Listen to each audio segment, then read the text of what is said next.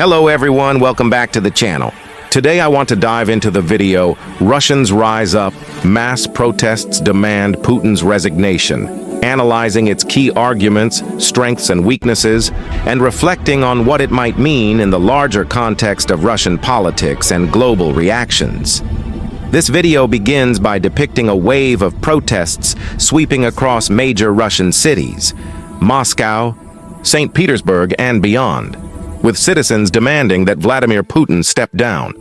What catches your attention early is how the video frames this moment as potentially historic, a turning point rather than just another protest cycle. It emphasizes that what began as scattered unrest is now gaining momentum, with slogans like Russia without Putin echoing in streets, and with a growing sense of defiance toward decades of centralized authority. One of the strongest elements of the video is its use of vivid, on-the-ground footage and reports of crowds in different cities juxtaposed with state efforts to clamp down, detentions, police presence, restrictions on media. That visual contrast helps drive home how risky and urgent this moment seems for ordinary Russians. It also shows the nerve the protesters have, capturing moments when people confront barriers, march through squares, and chant in unison. Another compelling feature is the narrative of causation the video offers. It doesn't present the protests as spontaneous outbursts of anger alone, but rather as responses to deeper economic, social, and political pressures. It mentions stagnating wages, rising inflation, inequality, corruption, lack of trust in institutions, and the sense among citizens that the Kremlin has grown distant, unaccountable, and even oppressive. The video also suggests that many participants are younger, frustrated with the status quo, and less willing to accept authoritarian tolerance than previous generations. The video doesn't stop at domestic factors. It also explores how external dynamics may be influencing the unrest: sanctions, Russia's war in Ukraine, global isolation, and how those pressures feed into resource scarcity and legitimacy crises. By weaving in geopolitics and Russia's military ambitions, it gives viewers a broader lens. This is not just about resignation of a leader, but about Russia's future balance between state, society, and global order. Yet the video is not without its limitations. One of the criticisms is that it sometimes slips into a tone of inevitability, almost suggesting that Putin's fall is imminent.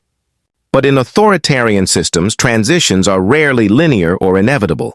Repression, co-optation, and illusions of control can change momentum overnight. The video occasionally downplays how resilient the security apparatus is, how deeply embedded Putin's networks are, or how much control the state still retains over media, courts, and institutions. Also, by focusing heavily on protesters and what they demand, the video sometimes glosses over countervailing forces, loyalist Putin supporters, regional elites who benefit from the central system, fear among populations, and divides across ethnicity, region, and income. It could have given more attention to how much risk ordinary participants face, arrests, reprisals, surveillance, and how effective the regime's responses might be. The video hints at crackdowns, but more detail would help avoid overly optimistic interpretations. On the rhetorical side, the video occasionally uses dramatic language and sweeping claims, turning point, historic wave, end of an era, which can elevate emotions but may reduce nuance. Viewers need to balance excitement with skepticism. Not every protest wave leads to regime change. From a structural vantage, the video works well.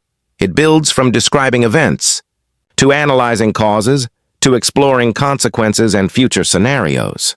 The pacing is generally effective.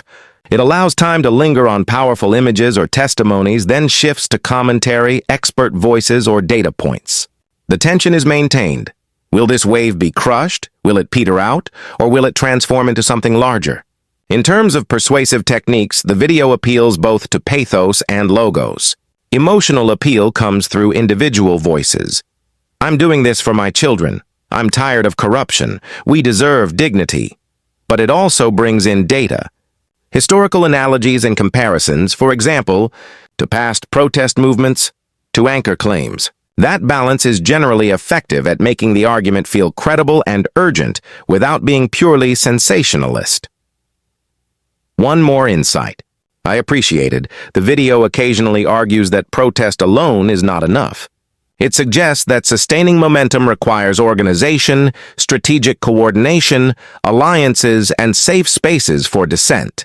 It warns that repression can fragment movements, sow fear, or push people into radicalization if not managed. That point is important because many protest movements collapse under pressure when they lack structure or long-term vision. What might this video's core takeaway be?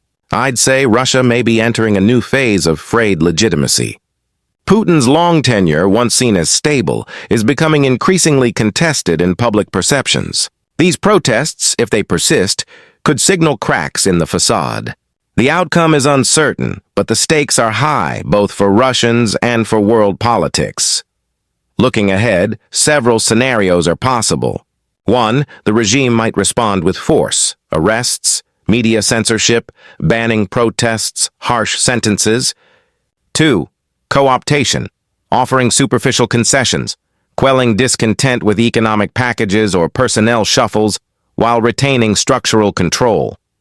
3. A partial liberalization, some loosening of controls, reforms to placate dissent, but no wholesale change in governance.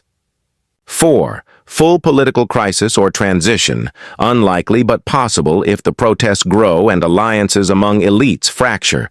International reactions also matter. How foreign governments, NGOs, media, and financial actors respond can amplify pressure or lend legitimacy to protesters, or they may stay cautious to avoid escalation. Russia's strategic importance, its nuclear arsenal, and its role in global conflicts complicate any efforts at external pressure.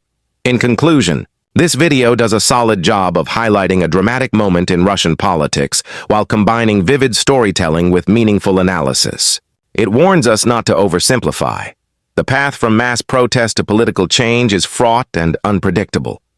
But it reminds us that in a system long dominated by control and suppression, protest and public voice still matter, and sometimes they surge in ways that can no longer be ignored. If you like, I can also provide a time-stamped breakdown or even a more critical review of the video's arguments. Would you like me to do that?